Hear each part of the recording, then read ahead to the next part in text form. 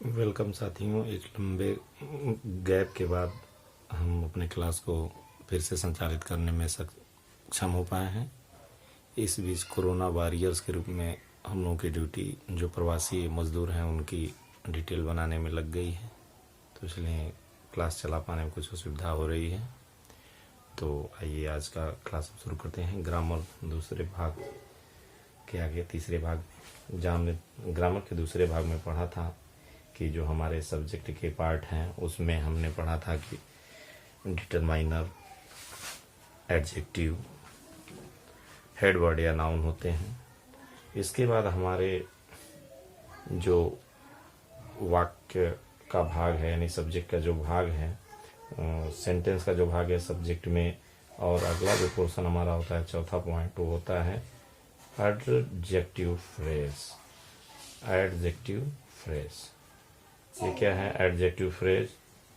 Adjective phrase का मतलब होता है वाक्यांश विशेषण, यानी एक ऐसा शब्द समूह जो वाक्य में एडजेक्टिव यानी विशेषण का काम करता है। अब ये क्या होता है जरा ये देखते हैं। पहले इनको कहने के लिए ऐसे कह सकते हैं, फ्रेज माने वाक्यांश ही होता है। इनको कहने के लिए ये हम समझ सकते हैं कि ये ऐसे शब्द समूह होते हैं, ऐसे शब्द समूह जिनका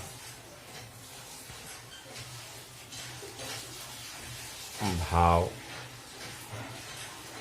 लिया जाता है। मतलब इनका फ्रेज या वाक्यांश क्यों नाम है? इसलिए है क्योंकि इसमें सभी शब्दों का अर्थ नहीं लिया जाता है, केवल भाव लिया जाता है।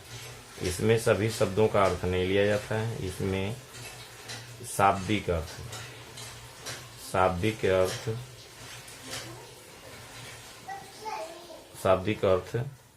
नहीं होता है। अब इसको एक उदाहरण से समझते हैं। आइए कि एक सेंटेंस देखते हैं हम।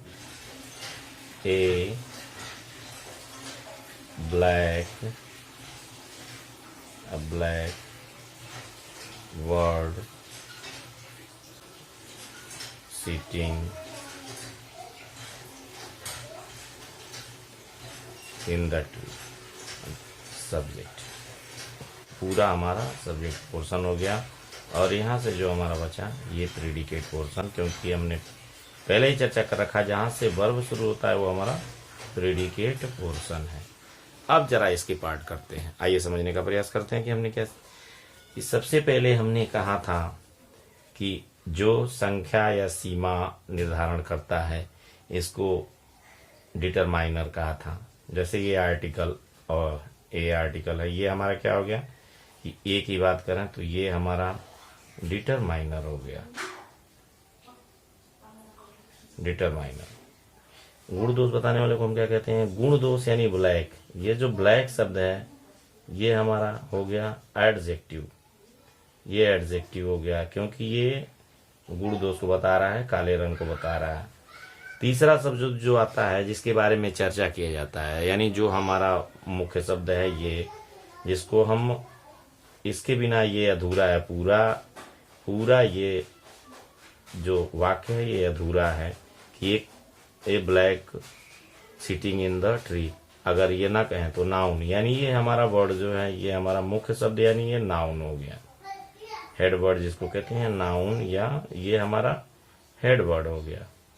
सीटिंग इन द ट्री क्या है? सीटिंग इन द ट्री, पेड़ में बैठा हुआ, तो दो आर्टिकल जो है इसका कोई अर्थ नहीं लिया जा रहा है। तो ये ऐसे शब्द समूह जो नाउन के बाद आते हैं यानी हेड वर्ड के बाद आते हैं, इसकी विशेषता बताते हैं, इनको कहा जाता है एडजेक्टिव फ्रेज। एडजेक्टिव फ्रेज इनको कहा जाता है, एडजेक्टिव फ्रेज के नाम से जाना जाता है। और इनका स्थान जो है मुख्य शब्द यानी जो नाउन है उसके बाद ही आता है, हेड वर्ड के बाद आता है। तो ये फ्रेज भी तीन प्रकार के होते हैं, आगे इसकी हम लोग चर्चा करेंगे। एडजेक्टिव फ्रेज या इसको एडजेक्टिवल फ्रेज भी कहते हैं। ये फ्रेज तीन प्रकार के होते हैं। तो ये हमारा जो हो गया सिटिंग इन द ट्री, देख लेते हैं कि seating in the tree, seating in the tree, ये हमारा क्या हो गया, ये एडजेक्टिव फ्रेज हो गया, एडजेक्टिव फ्रेज, या इसको एडजेक्टिवल फ्रेज भी कहते हैं। और ये टोटल हमारा जो सेकंड पार्ट हो गया, ये हमारा प्रीडिकेट हो गया। इसके बारे में हमने चर्चा किया है कि वर्ब से लेकर के वाक्य का शेष भाग प्रीडिकेट ही होता है। इस प्रकार से अब यदि हम देखें तो हमारे पास जो सब्जेक्ट का स्ट्रक्चर आया, सब्जेक्ट के स्ट्रक्चर की, यानी एक सेंटेंस में हमने क्या पढ़ा स्ट्रक्चर। सेंटेंस में सबसे पहले हमने जो स्ट्रक्चर पढ़ा, एक सेंटेंस पढ़ने के लिए, तो सेंटेंस को हमने सबसे पहले दो भागों में बांटा था। पहला भाग जो हमारा था सेंटेंस में वो क्या था कि पहला भाग हमारा था सब्जेक्ट और दूसरा भाग हमारा क्या था, प्रीडिकेट। हमने दो भाग पढ़ा था, एक सब्जेक्ट और एक प्रीडिकेट। अब यहाँ पे हमने क्या किया, सब्जेक्ट के भाग करने शुरू किए, प्रीडिकेट हमारा यथावत हो गया। अब सब्जेक्ट के भाग हमने किए तो सबसे पहले हमने पढ़ा कि ये मुख्य शब्द जो होता है उसके पहले यदि कोई एक शब्द होता है तो उसको क्वालिफायर कहते हैं, और दूसरा शब्द जो होता है, जब दो शब्दों का हमारा सब्जेक्ट पार्ट हो तो एक क्वालिफायर और हेड वर्ड या नाउन हम कहते हैं। ये हमारा हमने सीखा सब्जेक्ट पार्ट में। सबसे पहले प्रीडिकेट की बात हम करते हैं, ये प्रीडिकेट हमारा चलता रहेगा कंटिन्यू। अब इसके बाद हमने सीखा कि जब क्वालिफायर और हेडवर्ड दो ही शब्द रहते हैं, दो शब्द से अधिक हो जाते हैं तो एक बन जाता है हमारे पास क्वालिफायर में भी एक आता है डिटरमाइनर। हमने सीखा डिटरमाइनर, और दूसरे को हम बोलते हैं एडजेक्टिव, और तीसरा शब्द हेडवर्ड या नाउन होता है। ये हमारा सब्जेक्ट पार्ट हो गया। आगे हमने सीखा कि जो हमारा डिटरमाइनर है, डिटरमाइनर रहेगा, डिटरमाइनर एडजेक्टिव भी रहेगा, नाउन भी रहेगा, और ऐसे शब्द समूह भी आएंगे जो पूरे सब वाक्यांश में आकर के वाक्य के अंश होंगे, उनमें कई शब्दों का समूह होगा, और ये इसी विशेषता को बताएंगे। तो इनको हम एडजेक्टिव फ्रेज के नाम से जानेंगे। और ये हमारा जो है शेष, ये हमारा प्रीडिकेट पोर्शन रहेगा सब्जेक्ट का। तो इस तरह से जो है हम सेंटेंस के भाग में इतना पढ़े। अब आगे हम जो अगला पार्ट है, कभी कभी हमारे वाक्य में हेड वर्ड जैसे नहीं दिखेगा। आगे जो हमारे पार्ट में होंगे जीरंड, जीरंड और इन्फिनेटिव के बारे में हम पढ़ेंगे, जीरंड और इन्फिनेटिव के बारे में पढ़ेंगे। हम आगे पढ़ते हैं कि कभी कभी हमारा जो है जो सब्जेक्ट पार्ट होता है वो जीरंड या इन्फिनेटिव से शुरू होता है, यानी उसमें मुख्य शब्द के रूप में दूसरा कुछ नहीं होता है। तो ये क्या होता है, आइए देखते हैं कि इनको डबल पार्ट ऑफ स्पीच भी कहा जाता है। यानी ये डबल पार्ट ऑफ स्पीच जो हमने नाउन से लेकर के जो 8 भाग पढ़े हैं उसमें से देखा जाएगा कि ये बनते तो किसी और से हैं और काम किसी और पार्ट ऑफ स्पीच का करते हैं। जरा जैसे हम बात करते हैं कि जीरंड क्या होता है। जीरंड ये वर्ब के फर्स्ट फॉर्म में, वर्ब की जो फर्स्ट फॉर्म होती है उसमें आईएनजी जोड़ने से जीरंड बन जाता है। अब ये जीरंड अलग अलग कामों में काम करते हैं, जीरंड इनको बोला जाता है।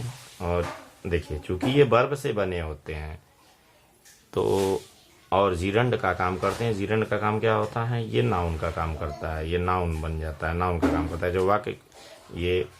तो चूंकि ये वर्ब से बना है, नाउन का काम करता है, इसलिए इनको डबल पार्ट ऑफ स्पीच भी कहते हैं कि बना है वर्ब से और नाउन का काम कर रहा है। अब इसको जरा एक वाक्य में हम समझते हैं कि देखते हैं क्या है। एक वाक्य एग्जाम्पल देखते हैं कि गैम्बलिंग, गैम्बलिंग यानी जुआ खेलना, गैम्बलिंग इज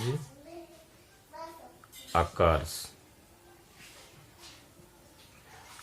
ये मतलब गैम्बलिंग यानी जुआ खेलना एक अभिशाप है। अब देखते हैं यहाँ पे हमारा क्या है, प्रीडिकेट पार्ट की बात करें तो यहाँ से हमारा देखते हैं कि ये हमारा जो क्या है, ये प्रेडिकेट पार्ट है। क्यों? क्योंकि यहां से हमारा वर्ब शुरू है। देखते हैं, ये हमारा प्रेडिकेट पार्ट है और ये हमारा गैम्बलिंग क्या है, ये हमारा सब्जेक्ट पार्ट है। अब देखिए ये कहाँ पे आ गया, वर्ब के पहले आ गया, इसका मतलब ये सब्जेक्ट है। और ये बना किससे, गैम्बलिंग। अगर इसके पहले ईजेएमआर होता तो ये वर्ब हो जाता है, यानी वर्ब से बना है और ये नाउन का काम कर रहा है, सब्जेक्ट का काम कर रहा है। इसलिए जो है ये नाउन या हेड वर्ड कह लीजिए, यही हो गया, सब्जेक्ट का काम कर रहा है। तो ये जो है हमारा डबल पार्ट ऑफ स्पीच कहलाता है, इसीलिए कि ये यहाँ पर जीरंड यानी नाउन का काम कर रहा है और वर्ब से बना है। तो ऐसे अब एक उदाहरण और समझते हैं। उदाहरण देखते हैं, दूसरा उदाहरण, स्विमिंग। स्विमिंग इज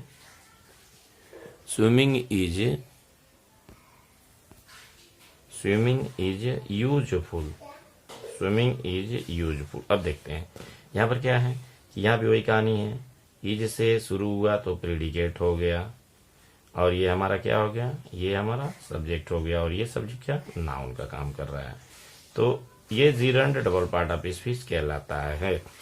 ये भी हमारा सब्जेक्ट का ही हिस्सा होता है।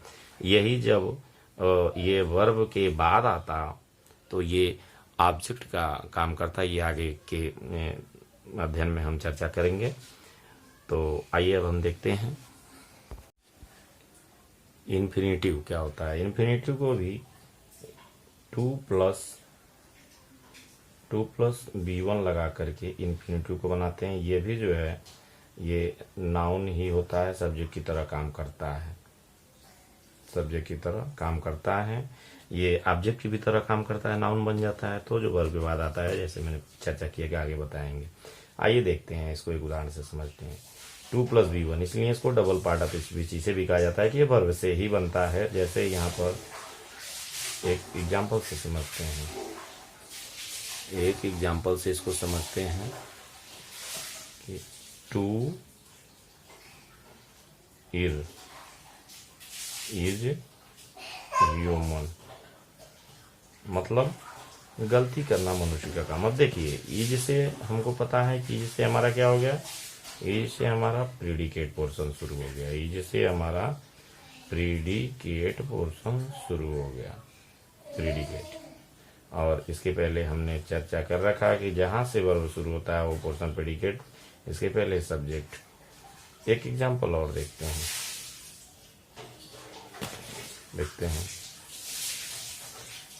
टू स्मोक इज हार्मफुल, मतलब धूम्रपान करना नुकसानदायक भी होता है। अब बिल्कुल सीधा सा फंडा है कि जहां से वर्ब हमारा शुरू हुआ, जहां से हमारा वर्ब शुरू हुआ, ये टोटल पोर्शन क्या हो गया हमारा, ये टोटल पोर्शन हमारा हो गया प्रेडिकेट पोर्शन। तो प्रेडिकेट पोर्शन हो गया और ये हमारा हो गया सब्जेक्ट पोर्शन। तो इस तरह से देखते हैं कि अगर 2 + V1 हो या B1 + ING हो और ये वर्ब से पहले हो तो ये भी सब्जेक्ट का काम करते हैं। तो इस प्रकार हमने ये सीख लिया कि ये सब्जेक्ट यानी सेंटेंस के स्ट्रक्चर में हमने ये पढ़ा कि यदि हमारा सेंटेंस जो स्ट्रक्चर है, इस तरह से पढ़ते हैं कि सेंटेंस जो स्ट्रक्चर है, ध्यान देते हैं कि सेंटेंस स्ट्रक्चर हमारा क्या हो गया कि एक सेंटेंस कैसे बनाना होगा। एक सेंटेंस ऐसे बनाना होगा कि यहाँ पर सबसे पहले हम क्या लिखेंगे, सबसे पहले हमारा डिटरमाइनर आएगा अगर होगा तो, फिर इसके बाद हमारा जो होगा एडजेक्टिव होगा, यदि होगा तो, यदि वाक्य में है तो, फिर उसके बाद जो हमारे पास जो हेड वर्ड या नाउन जिसको कहते हैं ये आएगा, प्लस यदि वाक्य में हमारे पास एडजेक्टिव या एडजेक्टिवल फ्रेज है तो ये आएगा। इसके बाद जो है हमारे पास वर्ब आएंगे और शेष चीजें जो भी रिमेनिंग पार्ट होंगी वो आएंगे। अब देखते जाए, एक ओमिटिंग कर, मतलब एक एक चीजों को गायब करते जाएंगे। जैसे अब एक हम एग्जाम्पल से समझने का प्रयास करते हैं कि एक एग्जाम्पल देखते हैं। इधर उधर फैला करके, इधर का उधर करके हम देखते हैं कि मिक्स करके। अब देखते हैं हमारे पास एक दिया है, the is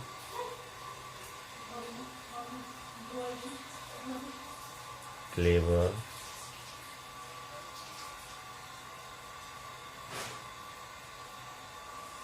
clever crow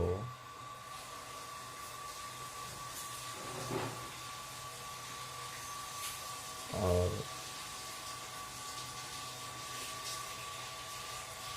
in the cage. अब देखते हैं, अब यहाँ पर इनको देखने के लिए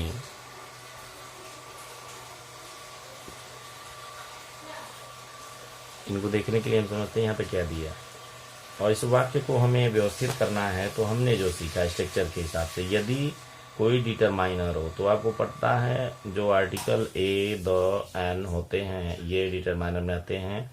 और यहाँ से पहले हम वर्ब देखते हैं। वर्ब क्या हमारे पास इज है, इज है। हेड वर्ड हमारा क्या, जिसके बारे में चर्चा की करें तो ये हमारा हेड वर्ड हो गया, ये हमारा नाउन हो गया। तो इसको व्यवस्थित करना होगा, और ये हमारा द आर्टिकल है यानी ये डिटरमाइनर हो गया, दो चीजें हो गई। तो पहले इसको करते हैं कि द। अब देखते हैं कि यहाँ पर ये क्या है, इन द केस, यानी ये शब्द समूह है, वाक्यांश है, यानी ये हमारा एडजेक्टिव फ्रेज का काम कर रहा है। और ये हमारा वर्ब है। तो अब देखते हैं कि हमारे पास दो आर्टिकल है और ये हमारे पास एडजेक्टिव है। तो अब हमने जो सीखा कि determiner, adjective, headword, adjectival phrase, verb और रिमेनिंग पार्ट। तो दो हमने डिटरमाइनर लिख दिया। अब एडजेक्टिव यहाँ पर क्लेवर शब्द है, तो द क्लेवर। अब इसके बाद हमने क्या लिखना है, हेडवर्ड यानी क्रो, नाउन जो हमारा है, द क्लेवर क्रो। अब क्या है हमारे पास, the clever crow in the cage. एक शब्द हमने यहां छोड़ दिया है, इल, इसको ऐड कर लेते हैं। The clever crow in the cage is, predicate part शुरू होगा और इल इसका रिमेनिंग। अब यहां पे समझना है, यदि यहां पर इन अलग होता, इन द केज एक साथ नहीं होते, अलग स्लैश में होता यानी अलग भाग में होता, तो ये कुछ और होता हमारे पास। तो ये डिटरमाइनर, ये एडजेक्टिव, ये हेड, लेकिन ये चीज यहां पर ना होकर के इन द केज होता है, the clever crow in the cage is ill. यहां नहीं होते, द क्लेवर क्रो इज वहां पे हो जाता। तो ऐसे वाक्यों को आपको वाक्य दिए जाएंगे आसानी से बनाने के लिए। इधर का उधर बहुत ज्यादा डिसऑर्डर नहीं होगा, बस आपको थोड़ी बहुत ध्यान रखनी होंगी और आप वाक्यों को व्यवस्थित कर लेंगे और आसानी से बना सकते हैं। और देखते हैं कि यहाँ लिखा है द। अब इसको व्यवस्थित करना है। अब देख रहे हैं हमारे पास ये वर्ब के रूप में वाज और क्राइंग है, वाज है और आईएनजी है, और यहाँ पर हमारे पास चूंकि हेड वर्ड एक मौजूद है, इसलिए ये कन्फर्म है कि ये हमारा हेड वर्ड है और ये हमारा डिटरमाइनर है। अब हमारे पास ये कन्फर्म हो गया कि ये वर्ब हो गया, वर्ब सेगमेंट का हो गया। तो जब वर्ब हो गया तो अब वर्ब के बाद हमारे पास इसका केवल वर्ब पे समाप्त होने वाला नहीं है, ये इस मिल्क एक दूसरा नाउन है, तो इसलिए ये ऑब्जेक्ट का काम करेगा इस वर्ब के लिए। तो अब इसका मतलब हुआ कि हमको ऐसे ही लिखना है, ऐसा ही करके वाक्य को द चाइल्ड और यहाँ पर अब हमारे पास सीधे सीधे ये हमारा दो ही शब्द है, डिटरमाइनर और हेड वर्ड। अब इसके बाद आ जाएगा वर्ब, आ जाएगा वर्ब से द चाइल्ड वाज क्राइंग और रेस्ट पार्ट में फॉर मिल्क आ जाएगा।